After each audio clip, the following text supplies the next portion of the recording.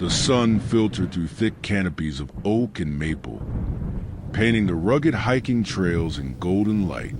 Birds chirped in the distance, the kind of morning that seemed too peaceful for tragedy. But beneath that quiet, something sinister had taken root. On August 17, 2023, two parents, Clinton and Cristen Brink, were found murdered at their remote campsite near Yellow Rock Trail.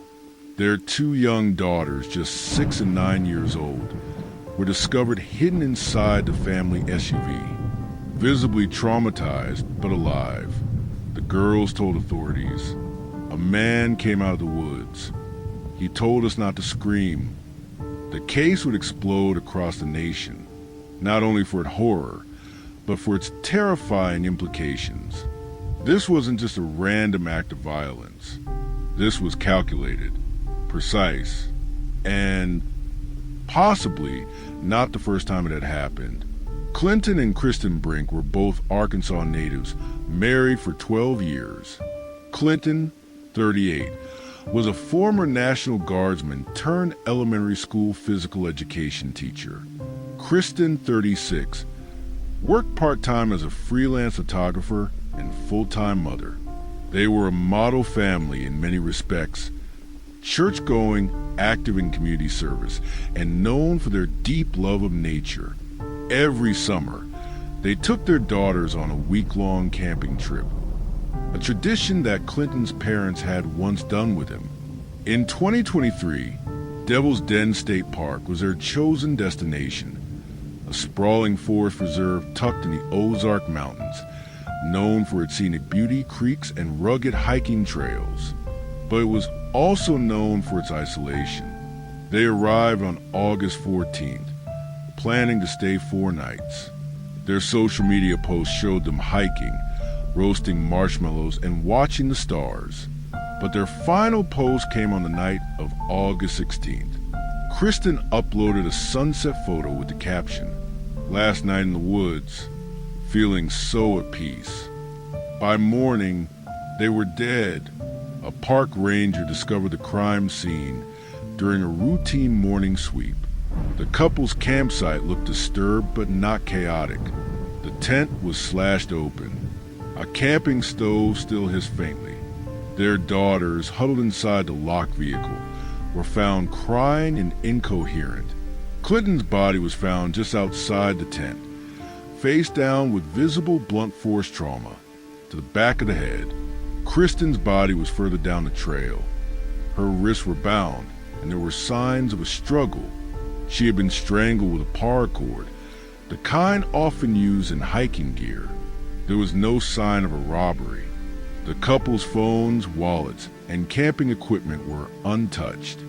What disturbed investigators the most, however, was how clean the crime was. No DNA, no identifiable fingerprints, no shoe prints, only faint impressions in moss and leaves, wiped clean by morning dew. The children, once calmed, provided a chilling description. He wore something dark, like a raincoat, and his face was covered, not with a mask, but like paint. The suspect had reportedly spoken to them in a whisper. He said, "Close your eyes and don't make a sound. Your mom and dad will be back soon." But they never came back. The Arkansas State Police immediately launched a full-scale investigation. The FBI joined within 48 hours. Search teams scoured the area. Bloodhounds traced a partial scent toward an old, overgrown trail known locally as the Forgotten Ridge, but lost the trail at a nearby creek. Public panic grew when reports emerged that a similar incident had occurred 11 months earlier in the same park, but had been dismissed as an accident. In September 2022, a couple from Missouri had reported being stalked while hiking near the same area. They claimed a man followed them for hours from the woods, never speaking, never emerging fully from the trees. They fled and reported the incident, but park authorities found no trace of the individual and labeled it wildlife misidentification.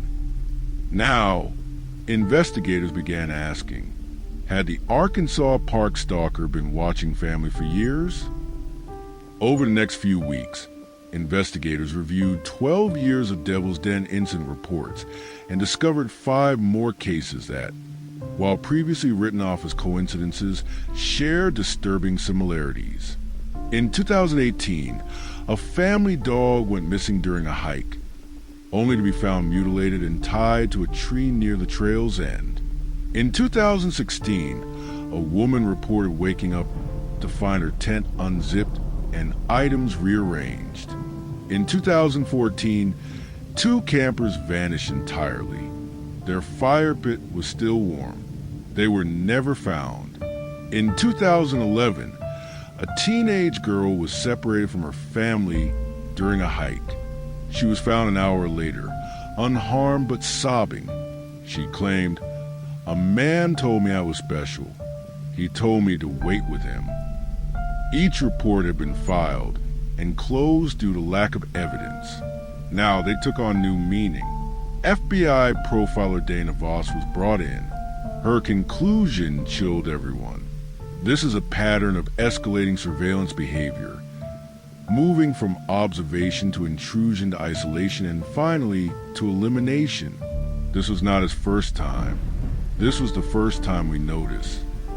With the help of the Brink daughters, forensic artists produced a chilling composite sketch of the suspect, tall, lanky, with a gaunt face partially obscured by black paint or camouflage. He had a deep voice. He moved slowly. He carried something metallic, possibly a crowbar or a hiking axe. The sketch was released to the public. Dozens of tips poured in. One stood out. A retired ranger named Harold Creech contacted investigators and claimed the man matched a drifter who had been seen in the park multiple times in recent years. He never checked in, never had a car, but he always came through, silent as a ghost. He was known to locals as Tree Jack, a nickname given because he was once seen scaling a tree to escape a black bear. No one ever knew his real name. On October 3rd, 2023, a hiker stumbled across a small, hidden hunting cabin 5 miles beyond Devil's Den's main perimeter.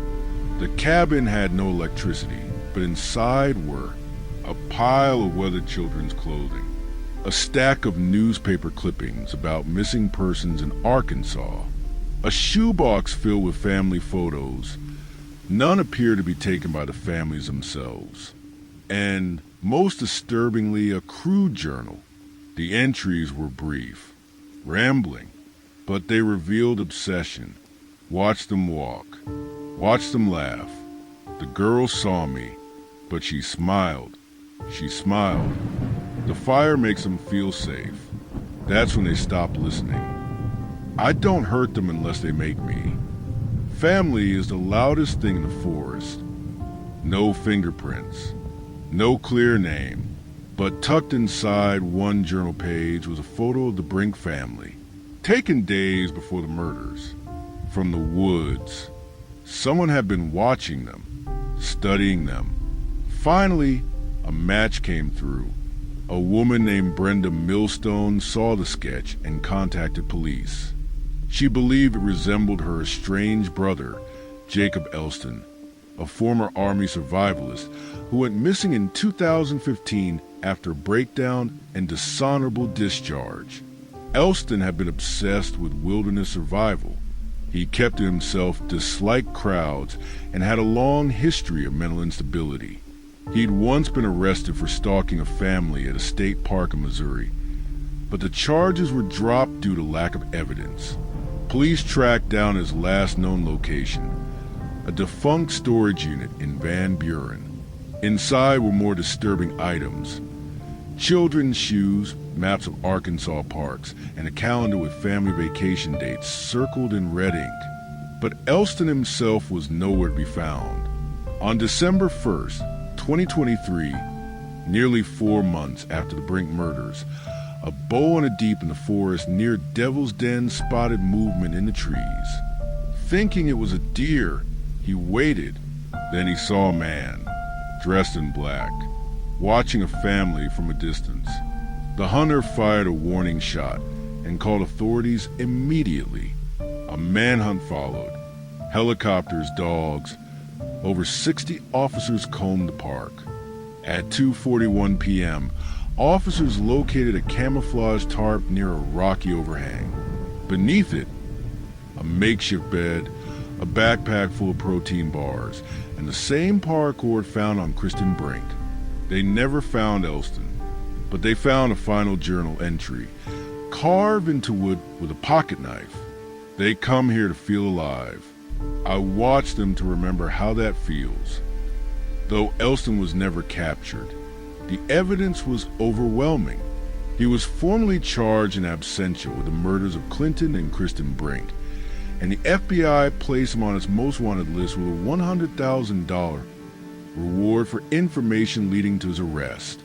In response, Arkansas overhauled its state park security protocols, installing surveillance cameras, mandatory check-ins, and ranger patrols in high-risk zones. The Brink daughters moved in with their maternal grandparents and began intensive therapy. They remained private, but in a brief 2024 interview, the eldest, now 10, said, "I still dream about the forest, but I don't want to be afraid forever." A plaque now sits at Yellow Rock Trail. In memory of Clinton and Cristen Brink, protect every step in the wild. Sometimes, evil doesn't come with flashing lights or loud alarms. Sometimes it hides in the shadows of trees, just beyond the campfire's reach. The Arkansas Park Stalker, whether dead, hiding, or still watching, left behind not just victims, but echoes of fear in every wooded trail, every rustle in the leaves. Was he targeting families all along? We may never know the full answer, but one thing is certain. In the silence of the forest, someone had been listening and waiting,